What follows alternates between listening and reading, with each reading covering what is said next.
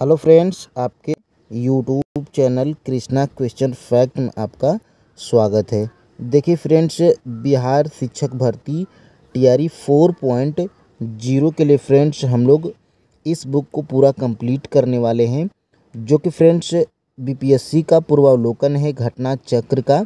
और फ्रेंड्स इस बुक से हम प्रूव करके दिखा चुके हैं कि फ्रेंड्स टीआरई 1, टीआरई 2 और टीआरई 3 में कितने प्रश्न फंसे थे। ठीक है।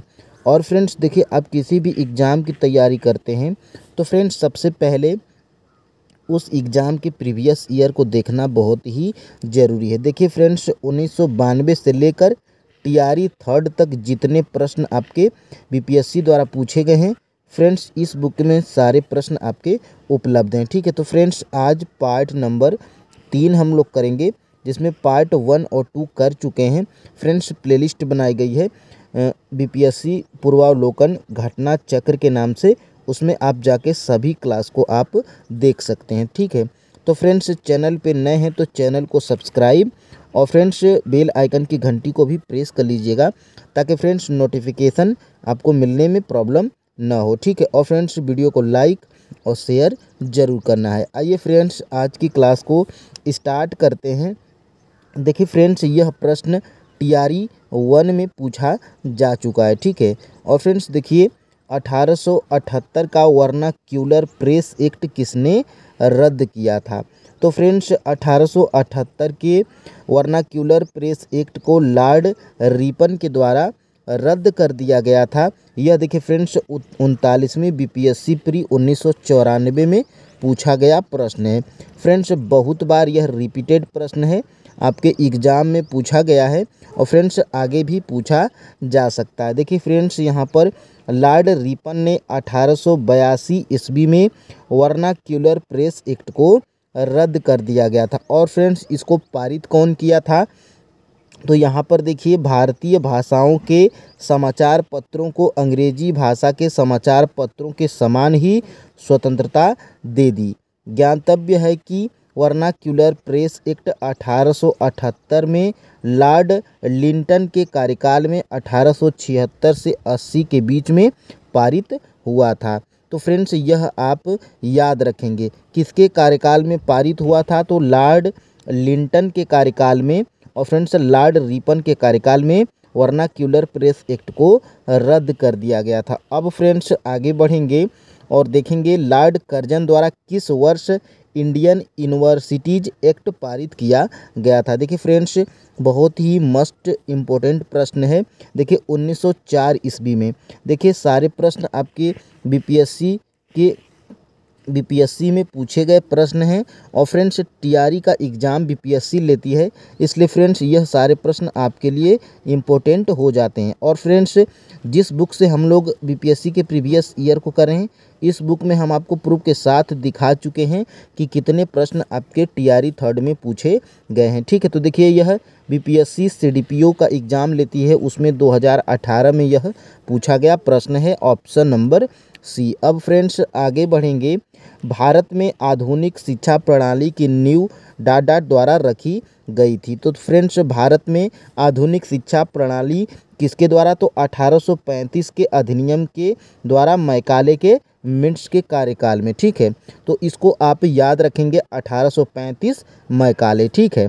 यह देखिए बीपीएससी असिस्टेंट 2019 में पूछा गया प्रश्न है, ऑप्शन नंबर बी बिल्कुल राइट आंसर हो जाता है। अब फ्रेंड्स देखेंगे आगे, 1818 में कलकत्ता में हिंदू विश्वविद्यालय की स्थापना किसके द्वारा की गई थी? तो देखिए डेविड हेयर के द्वारा की गई थी। यह देखिए आपके टीआरई में पूछा गया प्रश्न है। BPSC school teacher 9 to 10th में पूछ लिया गया था 2023 में। तो फ्रेंड्स याद रखेंगे। और देखेंगे आगे, 1817 में कलकत्ता हिंदू विश्वविद्यालय की स्थापना महाराजा राधाकांत देव, डेविड हेयर, दीवान वैद्यनाथ मुखर्जी ने की थी। राजा राममोहन राय भी इस कॉलेज की स्थापना से जुड़े थे। तो फ्रेंड्स इतना आप याद रखेंगे। और आगे देखेंगे नेशनल काउंसिल ऑफ एजुकेशन की स्थापना कब की गई थी। तो देखिए 15 अगस्त 1906 को की गई थी। ऑप्शन नंबर डी बिल्कुल राइट आंसर है। देखिए 53वीं बीपीएससी में और 55वीं बीपीएससी प्री 2011 में यह पूछ लिया गया था। तो फ्रेंड्स याद रखेंगे और आगे बढ़ेंगे। राष्ट्रीय शिक्षा के क्षेत्र में सर्वप्रथम 8 नवंबर 1905 को रंगपुर नेशनल स्कूल की स्थापना हुई थी। 16 नवंबर 1905 में कलकत्ता में एक सम्मेलन का आयोजन किया गया।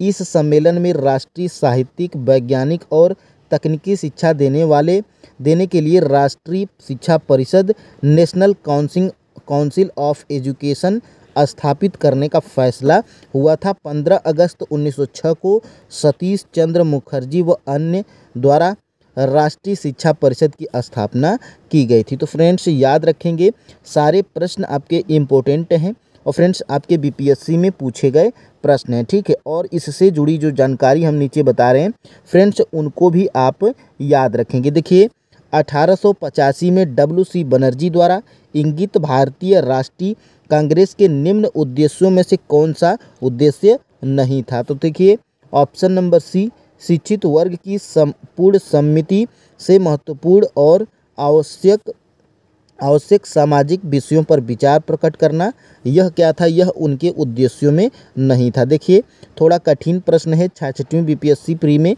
पूछा गया प्रश्न है।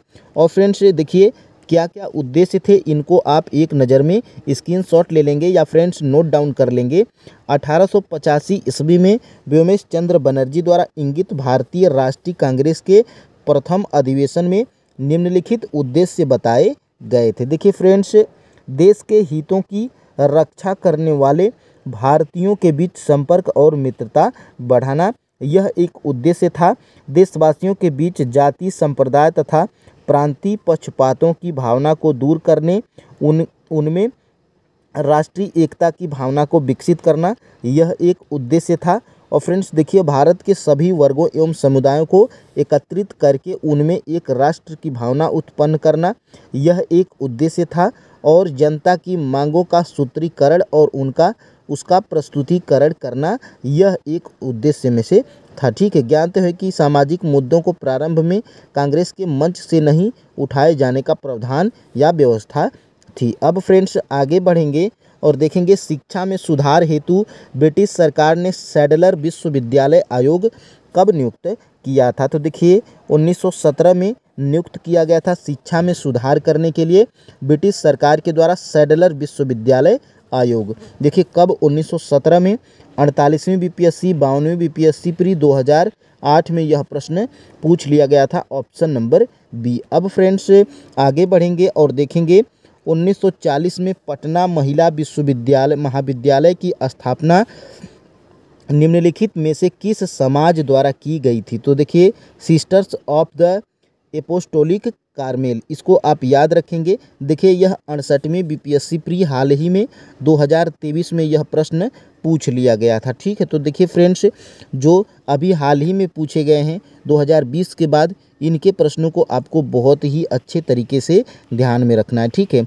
सारे प्रश्न आपके इम्पोर्टेंट हैं। देखिए फ्रेंड्स, नेशनल कॉलेज और बिहार विद्यापीठ का शिलान्यास किसने किया था। तो देखिए महात्मा गांधी के द्वारा किया गया था। यह देखिए आपके टीआरई के एग्जाम में पूछ लिया गया था 9 to 10 वाले में, ठीक है। तो ऑप्शन नंबर सी महात्मा गांधी के द्वारा। अब देखिए नेशनल कॉलेज और बिहार विद्यापीठ का शिलान्यास महात्मा गांधी ने किया था। बिहार विद्यापीठ का उद्घाटन फरवरी 1921 में गांधी जी के द्वारा किया गया था। तो ये सारी जानकारी भी आपको याद रखना है। अब फ्रेंड्स आगे बढ़ेंगे और यहाँ पर देखेंगे किसके द्वारा कलकत्ता में एशियाटिक सोसाइटी की स्थापना की गई थी। देखिए यह प्रश्न आपके एग्जाम में पूछा गया प्रश्न है। अभी हाल ही में टीआरई 3rd में भी पूछा गया था। और देखिए बीपीएससी असिस्टेंट में पूछा गया था 2019 में। तो फ्रेंड्स बिल्कुल आप बीपीएससी की जो भी एग्ज़ाम लेती है इस घटना चक्र वाली बुक को आप पढ़ते हैं तो फ्रेंड्स बिल्कुल टीआरई 4 में लगभग आपको 40 से ऊपर नंबर का क्या होगा, फ़ायदा होने वाला है डायरेक्ट तरीके से। ठीक है। देखिए sir William Jones, Asiatic Society की स्थापना सर विलियम जोन्स के द्वारा की गई थी। कब की गई थी? तो 1784 में सर विलियम जोन्स के द्वारा की गई थी। इस संस्था के तहत अनेक महत्वपूर्ण भारतीय ग्रंथों का अंग्रेजी में अनुवाद भी हुआ था। ठीक है, तो अब हम लोग आगे बढ़ेंगे। देखिए अमृत बाजार पत्रिका की स्थापना किसने की थी? तो देखिए शिशिर कुमार घोष के द्वारा की गई थी अमृत बाजार पत्रिका की स्थापना। ऑप्शन नंबर डी बिल्कुल राइट आंसर है। और फ्रेंड्स कब की गई थी? 1868 में। कहाँ पर की गई थी? तो कलकत्ता में की गई थी। इसको देखेंगे 47वीं बीपीएससी प्री 2005 में यह प्रश्न पूछा गया था।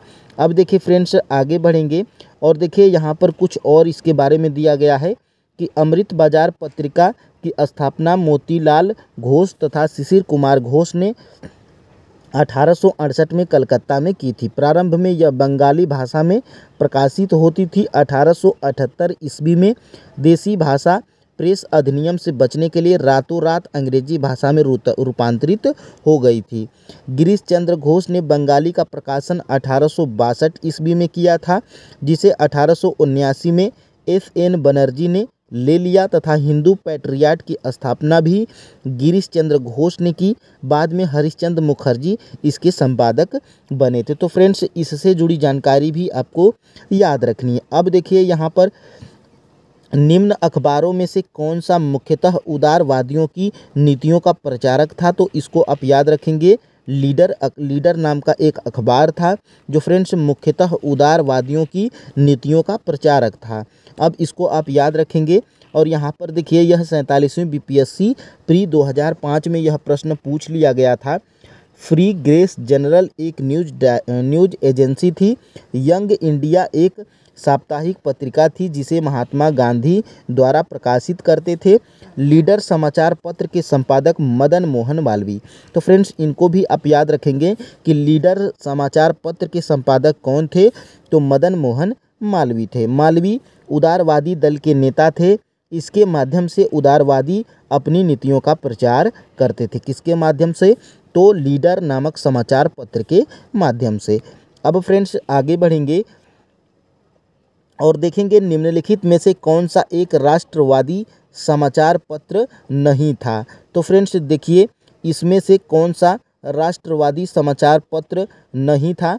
तो इसको आप देखेंगे। यह ऑप्शन नंबर डी वाला जो है कि द टाइम्स ऑफ इंडिया, यह एक राष्ट्रवादी समाचार पत्र नहीं था। और फ्रेंड्स द हिंदू, द महरत्ता और बंगाली यह क्या थे?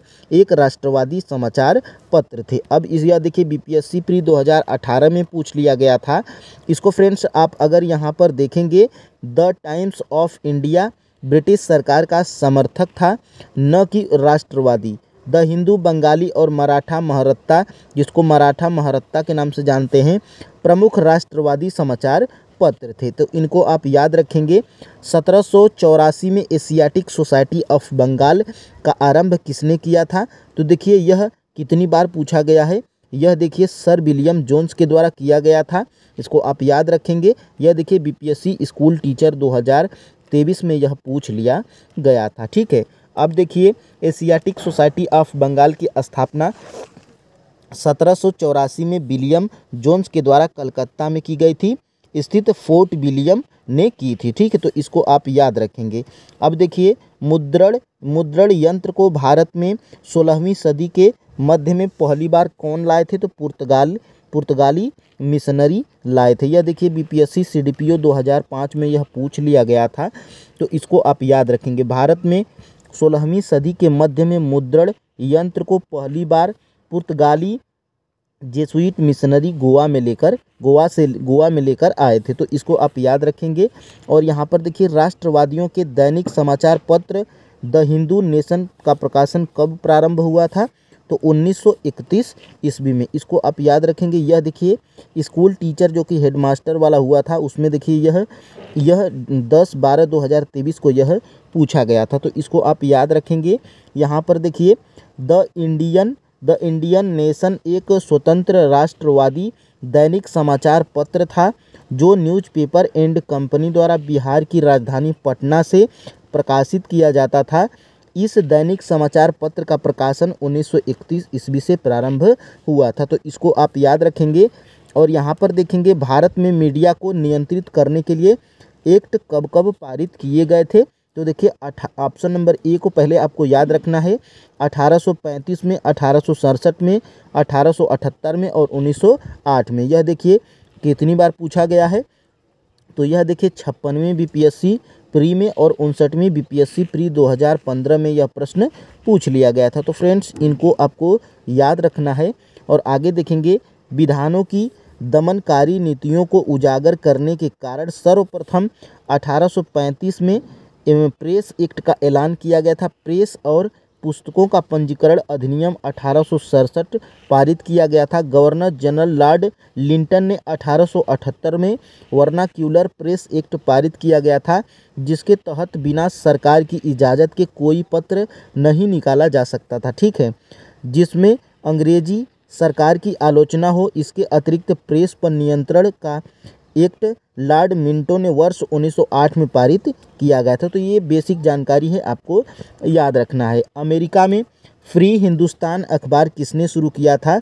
तो यह तारक नाथ दास के द्वारा अमेरिका में फ्री हिंदुस्तान अखबार शुरू किया गया था। यह देखिए 39वीं बीपीएससी प्री 1994 में यह पूछ लिया गया था। तो फ्रेंड्स इस प्रश्न को भी आप याद रखेंगे। यहाँ पर देखिए उत्तरी अमेरिका महाद्वीप वैंकूवर में फ्री हिंदुस्तान अखबार तारक नाथ दास के द्वारा शुरू कर लिया गया था। तो फ्रेंड्स इनको आप याद रखेंगे।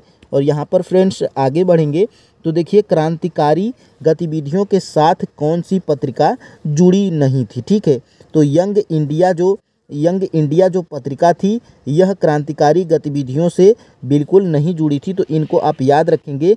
और यह भी पूछ सकता है कि कौन कौन जुड़ी हुई थी।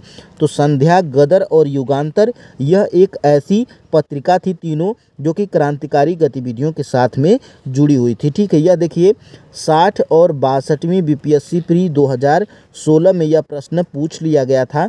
तो इनको आप याद रखेंगे। यंग इंडिया पत्रिका क्रांतिकारी गतिविधियों के साथ नहीं थी। यंग इंडिया पत्रिका का संपादक महात्मा गांधी ने किया था। महात्मा गांधी अहिंसक आंदोलन के समर्थक थे।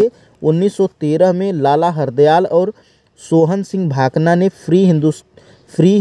यहाँ पर देखिए Hindustan Association of the Pacific Coast नामक संस्था की स्थापना की। इस संस्था ने गदर नामक अखबार निकाला, जिसे इस संस्था का नाम भी हिंदुस्तान गदर पार्टी पड़ गया था। ठीक है, युगांतर तथा संध्या पत्रिकाएं भी क्रांतिकारी गतिविधियों से संबंधित थी। तो इनको आपको याद रखना है। देखिए किस किस तरह से प्रश्न बनते हैं, इनको भी आपको धीरे धीरे एनालिसिस कर लेना चाहिए। ठीक है, देखिए फ्रेंड्स इस बुक को पूरा अगर आप कंप्लीट कर लेते हैं और फ्रेंड्स अपना रिवीजन जारी रखते हैं तो मानिए TRE 4 में लगभग आपको 40 से ऊपर नंबर का क्या होगा, डायरेक्टली फ़ायदा होने वाला है। ठीक है, निम्नलिखित में से किस अखबार का प्रकाशन पटना से होता था? तो इंडियन नेशन नाम का जो अखबार था इसका प्रकाशन कहाँ से होता था? पटना से होता था 1931 में। ठीक है, यह देखिए 45वीं बीपीएससी प्री 2001 में यह प्रश्न पूछ लिया गया था। तो अब फ्रेंड्स यहाँ पर देखिए वर्ष 1931 में दरभंगा के महाराज कामेश्वर सिंह ने द इंडियन नेशन की स्थापना की। इसका प्रकाशन पटना से होता था। तो फ्रेंड्स बिल्कुल यहाँ पर आप देख सकते हैं बहिष्कृत भारत जर्नल किसने शुरू किया था? तो यह बहिष्कृत भारत जर्नल बाबा साहब अम्बेडकर के द्वारा यहाँ पर शुरू किया गया था। यह देखिए 67वीं बीपीएससी प्री 2021 में अभी हाल ही में यह प्रश्न पूछा गया है और फ्रेंड्स आपके एग्ज़ाम में बिल्कुल पूछा जा सकता है। ठीक है, यहाँ पर देखिए 20 जुलाई 1924 को भीमराव अंबेडकर ने बम्बई में एक संस्था बहिष्कृत हितकारी सभा बनाई, जिसका उद्देश्य अस्पृश्य लोगों की नैतिक तथा भौतिक उन्नति करना था। सर चिमनलाल हरिलाल शीतलवाड़ इसके पहले अध्यक्ष बनाए गए थे, जबकि प्रबंध समिति के अध्यक्ष अंबेडकर बने थे। सभा का संकल्प शिक्षित करना, उत्तेजित करना और संगठित करना स्वीकार किया। सभा का उद्देश्य सरकार के समकक्ष अछूतों की समस्याओं को रखना। उन्होंने 3 अप्रैल 1927 को बम्बई में बम्बई से मराठी पथिक बहिष्कृत भारत आरंभ किया था। तो फ्रेंड्स डेट भी आपको याद रखना है और कौन से यह 3 अप्रैल और यह सन भी आपको याद रखना है, क्योंकि बीपीएससी बहुत ही बारीक प्रश्न पूछती है। तो फ्रेंड्स इनको आपको याद रखना है, ठीक है। देखिए यहाँ पर अबुल कलाम आज़ाद के द्वारा किस पत्रिका को संपादित किया गया था। तो देखिए अल हिलाल आपको याद रखना है। अल हिलाल जो पत्रिका थी इसके संपादक कौन थे? अबुल कलाम आज़ाद थे, ठीक है। तो ऑप्शन नंबर सी देखिए 68वीं बीपीएससी प्री 2022 में यह प्रश्न पूछ लिया गया था। और फ्रेंड्स यहाँ पर अगर आप देखेंगे अबुल कलाम आज़ाद ने वर्ष 1912 में उर्दू साप्ताहिक अल हिलाल का प्रकाशन प्रारंभ किया था। वर्ष 1914 में अल हिलाल पर प्रतिबंध लगा दिया गया था। देखिए इसमें 2 प्रश्न बन सकता है। पहले तो अल हिलाल नामक पत्रिका के संपादक कौन थे? तो अबुल कलाम आज़ाद थे। देखिए वर्ष 1912 में उर्दू साप्ताहिक अल हिलाल का प्रकाशन देखिए कब हुआ था? 1912 में। और इस पर कब प्रतिबंध लगा दिया गया था? तो 1914 में। तो देखिए दोनों डेट आपको लिख लेना है, नोट डाउन कर लेना है, ताकि फ्रेंड्स आगे दिक्कत न हो। अब फ्रेंड्स आगे बढ़ेंगे और इसको देखेंगे। नीचे दिए गए विकल्पों में राष्ट्रवादी समाचार पत्रों द हिंदू, केसरी, बंगाली, हिंदुस्तानी, सुधारक के संपादकों के नामों को सही संयोजित करना है। तो देखिए सबसे पहले तो यहाँ पर अगर आप देखेंगे तो देखिए द हिंदू के कौन थे? तो द हिंदू के कौन थे? तो जी सुब्रमण्यम थे। देखिए यह टीजीटी में पूछा गया था। और केसरी पत्रिका के संपादक कौन हैं? बाल गंगाधर तिलक हैं। और यहाँ पर देखिए हिंदुस्तानी के कौन हैं? तो हिंदुस्तानी के हैं गंगा प्रसाद वर्मा। और यहाँ पर देखिए और कौन सा है? हिंदुस्तानी के कौन हैं? यहाँ पर देखिए बंगाली के कौन हैं? तो यहाँ पर देखिए बंगाली, देखिए सबसे पहले तो द हिंदू के कौन है? जी सुब्रमण्यम। और यहाँ पे देखिए केसरी के कौन है? तो बाल गंगाधर तिलक हैं। और यहाँ पे देखिए बंगाली है, तो बंगाली के कौन है? बंगाली के गंगा प्रसाद वर्मा हैं। और हिंदुस्तानी के गोपाल कृष्ण गोखले हैं। और यहाँ पर देखिए एक और है हिंदुस्तानी जिसके सुरेंद्र नाथ बनर्जी हैं, ठीक है। तो यहाँ पर देखिए इसका सॉरी फ्रेंड्स, यहाँ पर देखिए सबसे पहले तो यहाँ पर देखिए द हिंदू के जी सुब्रमण्यम है। और यहाँ पे केसरी के बाल गंगाधर तिलक हैं। और यहाँ पर देखिए बंगाली है तो सुरेंद्र नाथ बनर्जी। और यहाँ पे एक और है हिंदुस्तानी है। तो इनको आपको याद रखना है। देखिए यहाँ पर नीचे देख सकते हैं, यह देखिए 64वीं बीपीएससी प्री 2018 में यह प्रश्न पूछ लिया गया था, ठीक है। तो यहाँ पर बढ़िया तरीके से आप यहाँ पे नोट डाउन करिए, या तो आप स्क्रीनशॉट ले लीजिए, ठीक है। तो यहाँ पर देखिए द हिंदू समाचार पत्र के संपादक जी सुब्रमण्यम अय्यर, यह TRE 3 जिसमें पूछा गया है, तो PGT में यह प्रश्न पूछा गया था, ठीक है। तो इसको भी आपको याद रखना है। केसरी समाचार पत्र के संपादक बाल गंगाधर तिलक, द बंगाली के सुरेंद्र नाथ बनर्जी, हिंदुस्तानी के गंगा प्रसाद वर्मा। और सुधारक कौन थे? सुधारक समाचार पत्र था उसके क्या थे? गोपाल कृष्ण गोखले थे, ठीक है। तो इसको आपको याद रखना है। अब फ्रेंड्स आगे बढ़ेंगे और यहाँ पर देखेंगे सामाजिक एवं धार्मिक सुधार आंदोलन। देखिए निम्न में से कौन से सामाजिक सुधार विलियम बेंटिक के द्वारा किए गए थे? तो देखिए विलियम बेंटिक की बात आएगी तो सबसे पहले आप लिखेंगे विलियम बेंटिक, और उसमें लिखेंगे पहली पॉइंट इसमें सती प्रथा का उन्मूलन कौन किया था? तो विलियम बेंटिक किया था। और दास प्रथा का उन्मूलन और यहाँ पे ठगों के संगठित गिरोहों का दमन भी किया था। यानी कि फ्रेंड्स ठगी प्रथा का अंत भी विलियम बेंटिक के द्वारा किया गया था। तो देखिए 1, 2 और यहाँ पे 4 बिल्कुल राइट आंसर हो जाएगा। तो यहाँ पर अगर आप नीचे आएंगे तो देखिए ऑप्शन नंबर सी में दिया गया है 1, 2, 4। तो बिल्कुल ऑप्शन नंबर सी यहाँ पर बिल्कुल राइट आंसर हो जाएगा। अब इसके बारे में थोड़ा और जानकारी यहाँ पे एकत्रित करेंगे। तो यहाँ पर देखिए लॉर्ड विलियम बेंटिक 1828 में बंगाल प्रेसिडेंसी का गवर्नर जनरल बना था, ठीक है। 1829 में उसने सती प्रथा का अपराध घोषित कर उसका उन्मूलन किया था, ठीक है। बेंटिक के काल में ही भारत सरकार अधिनियम 1833 पारित किया गया था। इसमें दास प्रथा के उन्मूलन का प्रावधान किया गया था, ठीक है। बेंटिक ने ठगों के गिरोहों का दमन भी किया था, यानी कि ठगी प्रथा का अंत कर दिया था, ठीक है।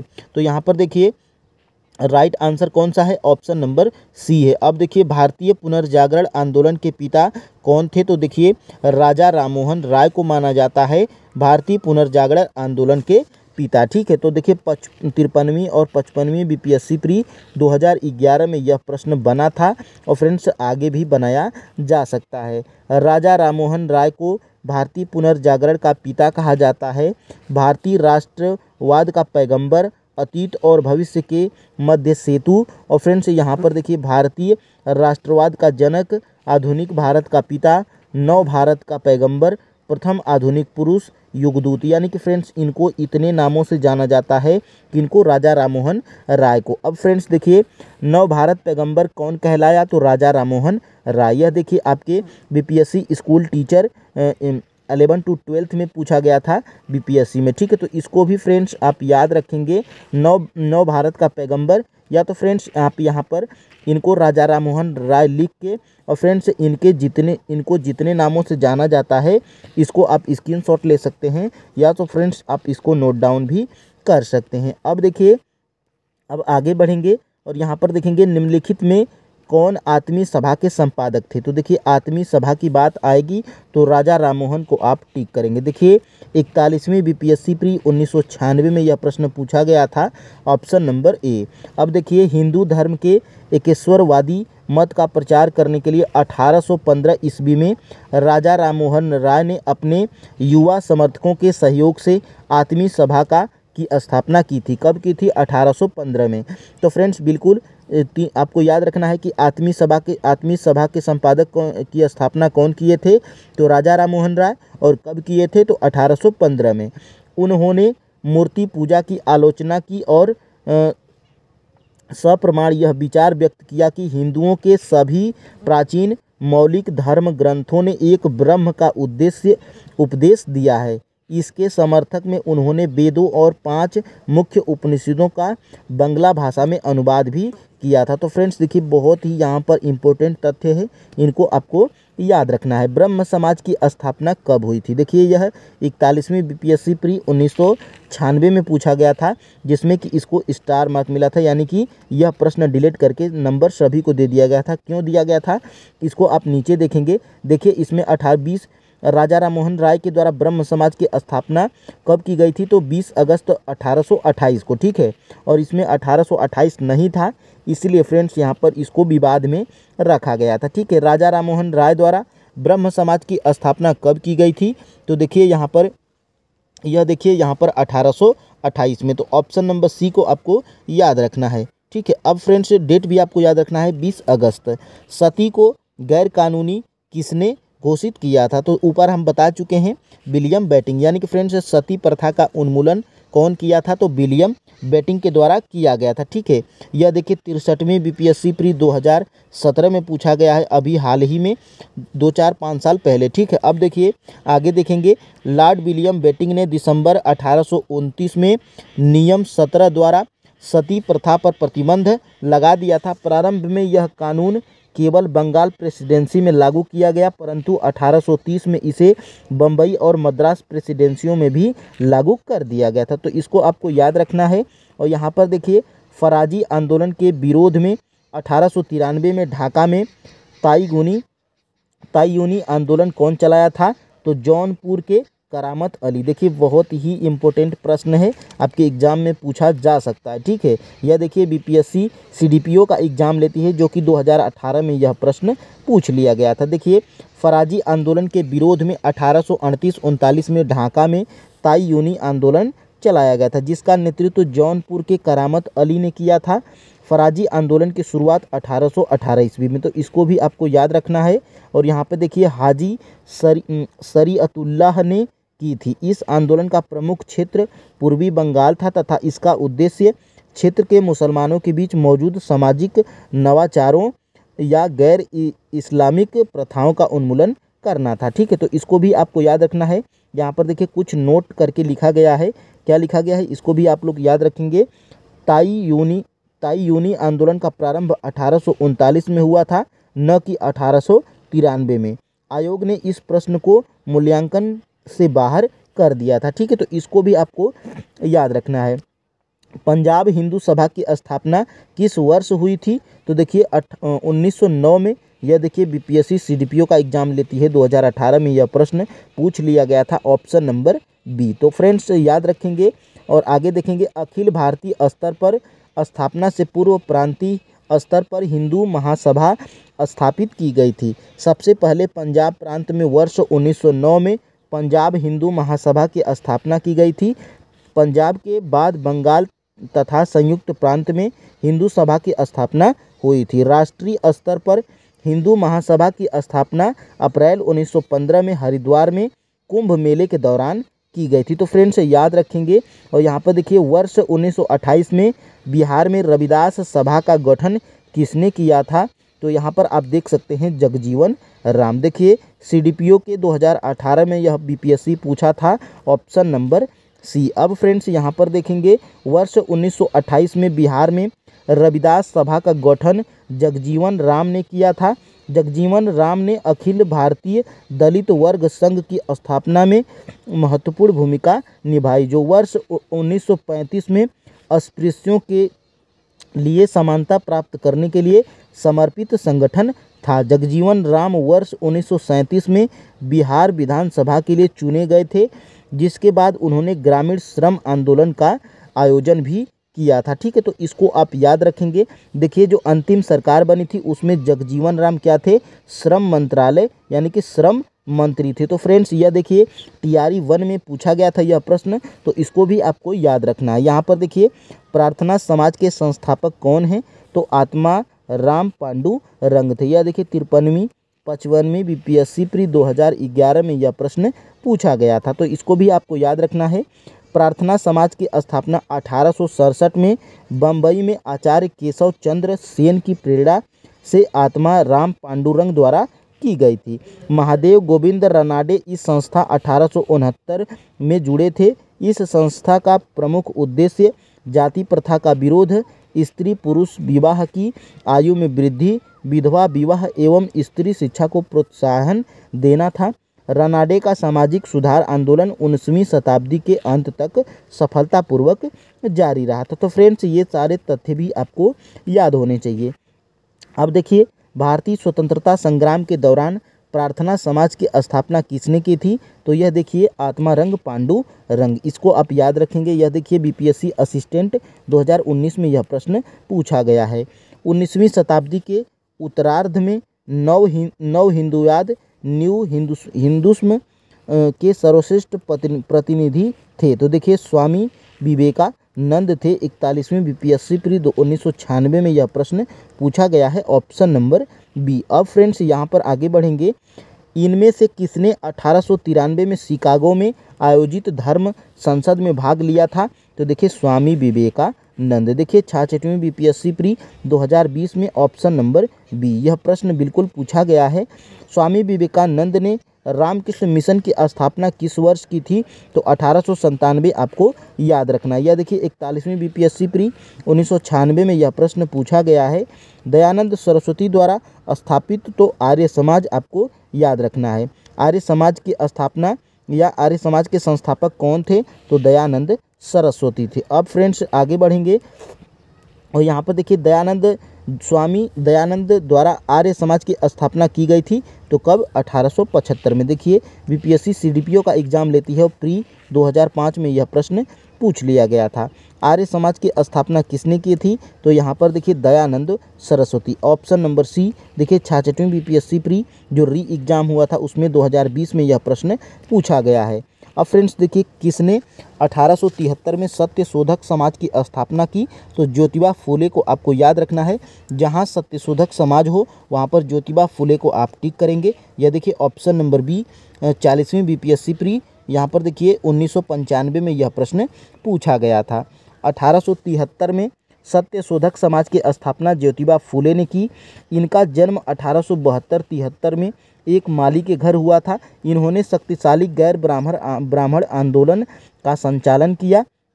इन्होंने अपनी पुस्तक गुलामगिरी, देखिए याद रखेंगे गुलामगिरी किसकी पुस्तक है? तो ज्योतिबा फुले की। 1872 एवं अपने संगठन सत्य शोधक समाज के द्वारा पाखंडी ब्राह्मणों एवं उनके अवसरवादी धर्म ग्रंथों से निम्न जातियों की रक्षा की आवश्यकता पर बल दिए थे। तो याद रखेंगे सत्य शोधक समाज की स्थापना किसने की? तो ज्योतिबा फुले। देखिए 65वीं बीपीएससी प्री 2019 में यह प्रश्न पूछा गया है।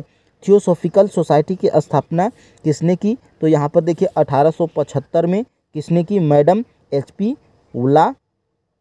वोलावेट्स्की, ठीक है, थोड़ा कठिन नाम है, इनको भी आप याद रखेंगे। देखिए यहाँ पर 55वीं और 53वीं बीपीएससी प्री 2011 में यह प्रश्न पूछा गया है। थियोसॉफिकल सोसाइटी की स्थापना एक रूसी महिला मैडम HP वोलावेट्स्की, ठीक है, अमेरिकी सैनिक अधिकारी कर्नल अल्काट विलियम क्वान जज एवं अन्य 1875 में न्यूयॉर्क में की गई थी। इस सोसाइटी के संस्थापक 1882 में मद्रास के पास अडयार नामक स्थान पर सोसाइटी का मुख्यालय स्थापित किया था। तो फ्रेंड्स इनको आप याद रखेंगे और आगे देखेंगे। भारत में नारी आंदोलन इनकी प्रेरणा से प्रारंभ हुआ। तो देखिए नारी आंदोलन की बात करेंगे तो ज्योतिबा फूले का नाम आता है। भारत में नारी आंदोलन ज्योतिबा फूले की प्रेरणा से प्रारंभ हुआ था। तो इनको आप याद रखेंगे। ज्योतिबा फूले को 48वीं और 52वीं बीपीएससी प्री 2008 में यह प्रश्न पूछा गया था। अब फ्रेंड्स देखिए आगे बढ़ेंगे और यहाँ पर इनको आप अगर देख लेते हैं तो आगे आएंगे। नाई धोबी बंद सामाजिक वायकट का एक स्वरूप था जो 1919 में कहाँ पर हुआ था, तो किसानों द्वारा प्रतापगढ़ जिले में चलाया गया था। देखिए बहुत ही प्रसिद्ध आंदोलन है नाई धोबी बंद आंदोलन, ठीक है, इसको आप याद रखेंगे, ऑप्शन नंबर ए। अब फ्रेंड्स आगे बढ़ेंगे और यहाँ पर देखेंगे शारदा मणि कौन थी, तो रामकृष्ण परमहंस की पत्नी थी। इनको आप याद रखेंगे। देखिए बहुत ही छोटा प्रश्न और देखिए यह आपके बीपीएससी के द्वारा 47वीं बीपीएससी प्री में यह प्रश्न पूछ लिया गया था। देखिए यहाँ पर पूछ लिया गया था, ठीक है। तो ऑप्शन नंबर बी शारदा मणि कौन थी, तो रामकृष्ण परमहंस की पत्नी थी। अब देखिए फ्रेंड्स आगे बढ़ेंगे। देखिए शारदा मणि मखोपाध्याय जिन्हें शारदा देवी के नाम से जाना जाता है का विवाह 23 वर्षीय रामकृष्ण परमहंस से 5 वर्ष की उम्र में 1859 ईस्वी में हो गया था, ठीक है। सत्यार्थ प्रकाश की रचना की गई थी तो स्वामी दयानंद सरस्वती के द्वारा की गई थी। तो ऑप्शन नंबर डी देखिए 47वीं बीपीएससी प्री 2005 में यह प्रश्न पूछा गया था। पूना सार्वजनिक सभा की स्थापना, तो यहाँ पर देखिए ऑप्शन नंबर बी 1870 में महादेव गोविंद रनाडे। देखिए यह प्रश्न आपके बीपीएससी टीआरई 3 में जो कैंसिल हुआ था उसमें यह प्रश्न पूछा गया है, ठीक है। तो इनको भी आप याद रखेंगे। 66वीं बीपीएससी प्री री एग्जाम 2020 में यह प्रश्न पूछा गया है। अब फ्रेंड्स देखिए पूना सार्वजनिक सभा की स्थापना अप्रैल 1870 में, तो देखिए आपको अब मंथ भी याद रखना है, महादेव गोविंद रनाडे ने की थी। इस संस्था के अन्य सदस्यों में बाल गंगाधर तिलक, अरविंद केलकर, गोपाल हरि देशमुख, जीवी जोशी शामिल थे। यह संस्था सरकार एवं जनता के बीच मध्यस्थता कायम रखने के लिए स्थापित की गई थी। तो फ्रेंड्स इनको आप याद रखेंगे।